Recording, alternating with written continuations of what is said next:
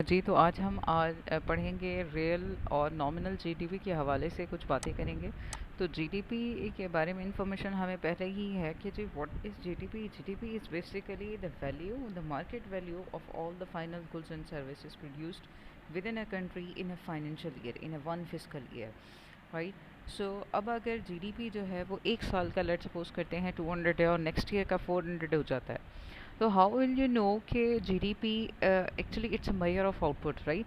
तो अब हमें कैसे पता लगेगा कि whether it's a change in the prices, it has been change due to the prices और whether it has been change due to the quantity, right. तो अब इसमें ज़रा एग्जांपल में देखते हैं कि 2000 लेट सपोज ये 2021 का है, यहाँ पे डेटा गिवन है। एक्चुअली यहाँ पे 2020 को कंसिडर कर लें या प्रीवियस ईयर को कंसिडर कर लें और ये करंट ईयर को कंसिडर कर लेते हैं।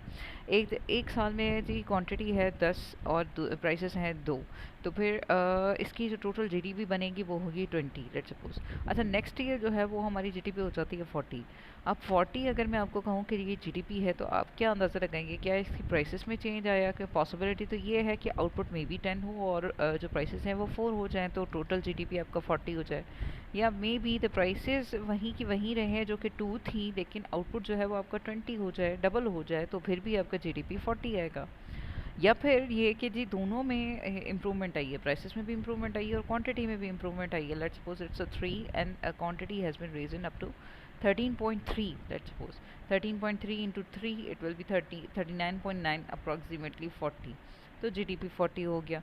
तो कैसे पता लगाया जाए कि ये जी किस वजह से चेंज आया है कि ये नॉमिनल जीडीपी जो है वो 20 से 40 की तरफ राइज हो गया है?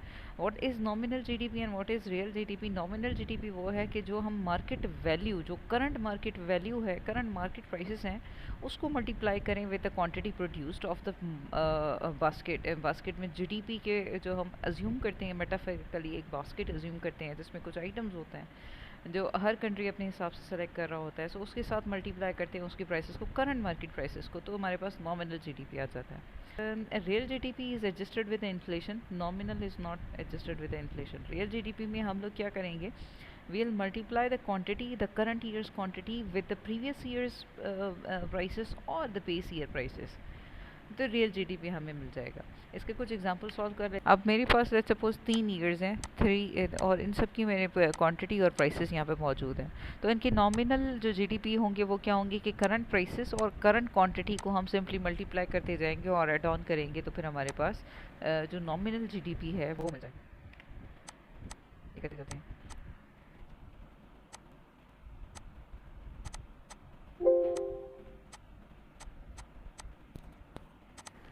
ये सिंपली 3 इंटू 100, 300 एंड 150 इंटू 180, इस तरीके से ये सारे दोनों मल्टीप्लाई होते चले जाएंगे और ये इनके सामने इनकी वैल्यूज़, और आखिर में इसको ऐड कर देंगे।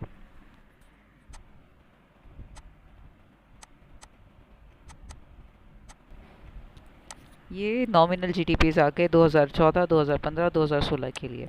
How about the real GDP? Real GDP में मैंने कहा कि जी क्वांटिटी हम करंट ईयर की लेंगे, लेकिन जो प्राइसेस होंगी वो हम बेस ईयर की लेंगे।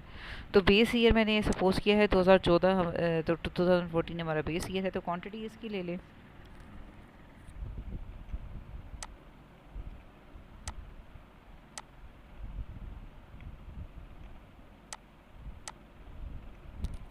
और प्राइसेस बेस ईयर की।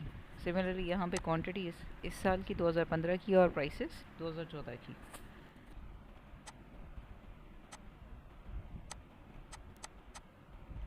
इसी तरीके से क्वांटिटी 2016 की और प्राइसेस होंगी 2014 की, क्योंकि हमने बेस ईयर जो सेलेक्ट किया है वो 2014 की।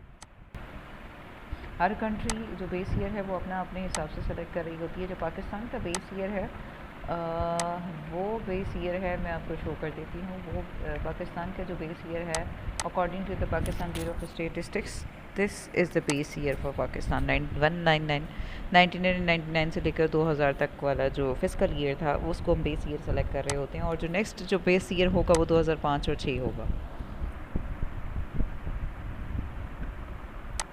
अच्छा, अब इसको हम सिंपली मल्टीप्लाई कर देंगे 3 इंटू 300, 3 इंटू 100 इट्स 300 मल्टीप्लाई।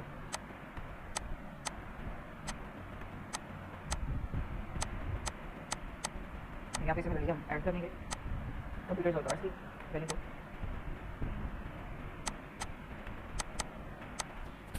जी, तो अब यहाँ पे ज़रा देखें कि थोड़ा एनालिसिस किया जाए कि जी बेस ईयर में जो नॉमिनल जीडीपी और रियल जीडीपी है दोनों इक्वल हैं।